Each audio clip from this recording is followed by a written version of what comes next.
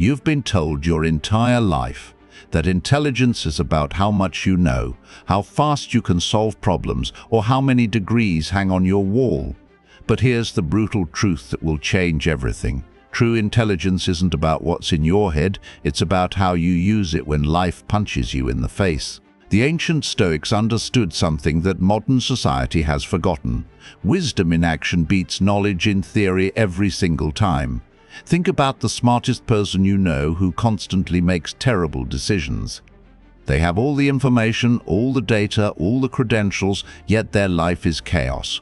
Why? Because they never learned the first brutal rule that will make you dangerously smart. You must become the master of your perceptions. Your mind is constantly creating stories about what's happening to you. Someone cuts you off in traffic and suddenly you're convinced they personally attacked you. Your boss gives you critical feedback and you immediately assume they hate you. But here's what separates the dangerously smart from everyone else. They understand that events are neutral. It's your perception that creates your reality. When you master your perceptions, you stop being a victim of circumstances. You see the promotion you didn't get, not as a personal failure, but as valuable data about what to improve. You view that relationship ending not as abandonment, but as an opportunity for growth. This isn't about positive thinking or denying reality. It's about seeing clearly without the fog of emotional distortion. The moment you realize you control the lens through which you view the world, you become unstoppable. But mastering perception is only the beginning. The second rule cuts even deeper. You must control your reactions with iron discipline. Your initial impulse is almost always wrong. That surge of anger when someone challenges you. That wave of panic when things don't go as planned, the desperate need to defend yourself when criticized, these automatic reactions are your greatest enemy. The dangerously smart person creates a gap between stimulus and response. In that gap lies your power. Picture this: you receive an email that makes your blood boil. The average person fires back immediately, saying things they'll regret, burning bridges they'll need later. But you've trained yourself to pause. You feel the anger, acknowledge it, then choose your response based on what will serve your long-term goals, not your short-term emotions. This isn't suppression, it's strategic emotional intelligence. You're not denying your feelings, you're refusing to be enslaved by them. This leads directly to the third rule, perhaps the most counterintuitive of all. You must embrace discomfort as your greatest teacher. While everyone else runs from pain, difficulty, and challenge, you run toward them. Not because you're masochistic, but because you understand that comfort is the enemy of growth. Every moment of discomfort is a chance to expand your capabilities. That presentation that terrifies you, that's not fear, that's your potential calling. That workout that seems impossible. That's not pain, that's transformation knocking at your door. The dangerously smart individual seeks out controlled discomfort daily. You wake up early when you'd rather sleep. You have difficult conversations instead of avoiding them. You tackle the hardest tasks first when your energy is highest. Why? Because you know that each time you choose discomfort over comfort, you're building an unshakable foundation of mental strength that will serve you when real challenges arise. Now, here's where these three rules converge into something powerful. Emotional regulation becomes your superpower in decision-making. When you master your perceptions, control your reactions, and embrace discomfort, you develop a clarity of thought that others simply cannot achieve. While they're clouded by fear, anger, or desire, you see situations as they truly are. You make decisions based on logic and long-term thinking, not temporary emotions or immediate gratification. This emotional regulation doesn't make you cold or robotic, it makes you precise. You still feel everything, but you choose when and how to express it. In negotiations, while others reveal their positions through emotional reactions, you remain unreadable. In crises, while others panic, you become calmer and more focused. This isn't about suppressing your humanity, it's about channeling it effectively. But here's the ultimate paradox that will revolutionize your thinking. The more you accept what you cannot control, the more powerful you become over what you can control. Most people waste enormous energy fighting reality, wishing things were different, raging against circumstances beyond their influence. You've learned to quickly identify what's within your sphere of control and what isn't. Then you pour all your energy into what you can actually change. You can't control whether you get the job, but you can control how well you prepare. You can't control whether someone likes you, but you can control how you treat them. You can't control the economy, but you can control your skills and adaptability. This laser focus on what's actually within your power multiplies your effectiveness exponentially. While others exhaust themselves fighting the unchangeable, you're quietly building your empire in the realm of the possible. This foundation of Stoic intelligence, mastering perceptions, controlling reactions, and embracing discomfort, creates a mental operating system that processes life's challenges with remarkable efficiency. You become dangerously smart not because you know more facts, but because you've developed the wisdom to use whatever knowledge you have effectively, especially when it matters most. You built an unshakable core that remains steady no matter how chaotic the world becomes around you.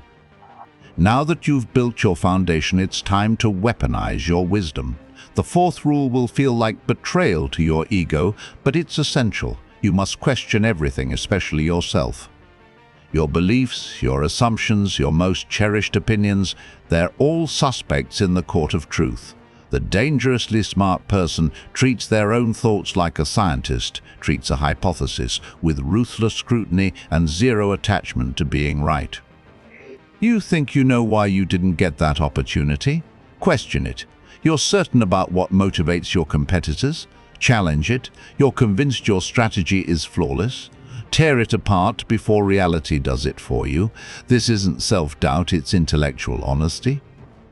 When you question your own thinking, you discover blind spots others never see in themselves. You catch your biases before they catch you. You update your mental software while others cling to outdated programming. But here's the twist. Questioning everything doesn't mean believing nothing. It means your beliefs become steel-tested, forged in the fire of examination. When you hold a position, it's because you've stress-tested it from every angle, not because it's comfortable or familiar. This makes you intellectually dangerous. You can abandon failed ideas without ego, pivot without emotional attachment, and see truth even when it's inconvenient. The fifth rule separates survivors from thrivers. You must prepare for adversity before it arrives. While others live in denial, hoping things will always go smoothly, you're running mental simulations of everything that could go wrong, not from a place of fear, but from a position of strategic readiness. You ask yourself, what if I lose my biggest client? What if the market crashes? What if my health fails? Then you prepare contingencies for each scenario. This isn't pessimism, it's tactical brilliance. When adversity strikes, and it always does, others are paralyzed by shock. You're executing plan B, C, or D that you developed months ago. You've already grieved the losses, processed the emotions, and identified the opportunities hidden within the crisis. This preparation doesn't just help you survive adversity, it allows you to thrive in it. While others are trying to figure out what happened, you're already 3 moves ahead. The sixth rule will revolutionize how you measure wealth. You must value time over possessions. Every unnecessary possession you acquire doesn't just cost money, it costs time. Time to earn the money, time to maintain it, time to worry about it, time to eventually dispose of it. The dangerously smart person realizes that simplicity is the ultimate sophistication. You strip away the non-essential not because you can't afford things, but because you can't afford the distraction. When you value time over possessions, your decisions become laser-focused. That expensive car that would require you to work extra hours, you choose freedom instead. That larger house that would chain you to a bigger mortgage, you choose flexibility. You understand that every possession owns a piece of you, and you're extremely selective about what you allow into your life. This isn't about deprivation, it's about liberation. With fewer possessions demanding your attention, you have more time for what truly matters: learning, creating, connecting, and growing. The seventh rule transforms you from participant to predator in the game of life. Speak less and observe more. While others fill the air with noise, desperate to be heard, you've discovered the power of strategic silence. Every word you don't say is information you don't reveal. Every moment you spend listening is intelligence you gather. In a world where everyone is talking, the person who truly listens becomes omniscient. Your silence makes others uncomfortable, and in their discomfort they reveal themselves. They fill the void with information you never had to ask for. They expose their insecurities, their plans, their weaknesses. Meanwhile, you're building detailed mental models of everyone and everything around you. You notice patterns others miss because they're too busy talking to observe. You see the subtle power dynamics, the unspoken alliances, the hidden motivations. This disciplined observation allows you to build mental models that predict behavior with startling accuracy. You know who will crack under pressure because you've watched their micro-expressions during stress. You know who can be trusted because you've observed their actions when they thought no one was watching. These mental models become your strategic advantage. You can anticipate moves before they're made, prepare for betrayals before they happen, and identify opportunities before they're obvious. The competitive advantage of anticipating challenges before they arise cannot be overstated. While others react to problems, you've already solved them in your mind. You've seen the warning signs others ignored, connected dots others didn't know existed. This isn't paranoia, it's pattern recognition elevated to an art form. Your prepared mind spots the early indicators of market shifts, relationship changes, and opportunity windows. But here's what makes silence truly formidable. It's not just about gathering information, it's about presence. When you do speak, having listened carefully and observed thoroughly, your words carry devastating precision. You address the real issues, not the surface symptoms. You offer solutions others hadn't considered because you've seen angles they missed. Your rare words become events people remember, quotes they repeat, wisdom they seek. You operate on a plane where information is currency, preparation is power, and observation is omniscience. While others stumble through life reacting to whatever comes their way, you're playing chess while they're playing checkers, seeing moves ahead they haven't even imagined yet. You've built your foundation and sharpened your strategic wisdom. Now comes the final transformation, the rules that separate the merely intelligent from the dangerously brilliant. The eighth rule will save you more energy than any productivity hack ever could. You must choose your battles with the precision of a master strategist. Every conflict you engage in costs you resources, time, energy, focus, emotional capital. The dangerously smart person understands that most battles aren't worth fighting, even if you could win them. That colleague who constantly tries to undermine you? Sometimes the most powerful move is to let them exhaust themselves while you focus on excelling. That online argument where you could demolish their logic? Your silence speaks louder than any rebuttal. You've learned that being right is often less important than being effective. When you do choose to engage, it's because the stakes justify the investment, and you enter with overwhelming force, having conserved your resources for moments that truly matter. The art of strategic withdrawal isn't about cowardice, it's about wisdom. You recognize that walking away from a fool makes you formidable, not weak. When you refuse to engage with every provocation, you become unpredictable. Others can't manipulate you into wasting your energy on their agenda.